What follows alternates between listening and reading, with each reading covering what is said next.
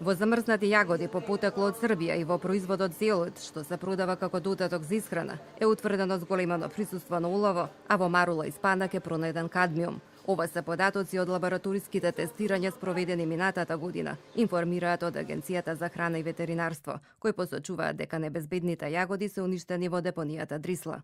Лани биле земени и лабораториски испитани 954 мостри од храна и материјали што доаѓаат во контакт со храната.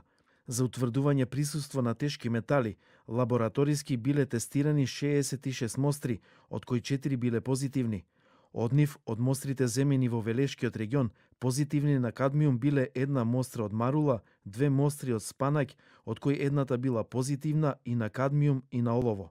Од Институтот за јавно здравје, кои што ги направиле анализите, смеруваат дека овие производи не биле пуштени во промет, а населението не било изложено на консумација на храна со зголемена содржина на метали. Оттаму велат дека и најголем број од испитаните мостри имале зголемено присуство на адитиви. Треба да се внимава и да се следи присуството на металите. Меѓутоа, не се согласувам дека нашето население консумира храна загадена со метали.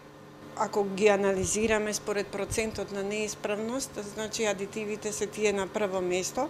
Конкретно во нашиот извештај, дури 0,9% од испитаните мостри имале зголемена содржина на адитиви и тоа повторно 0,9 и од увоз и од домашно производство. Од Агенцијата за храна и ветеринарство вела дека покрај редовните се вршат и вонредни контроли и дека постапуваат и по преставки на граѓаните.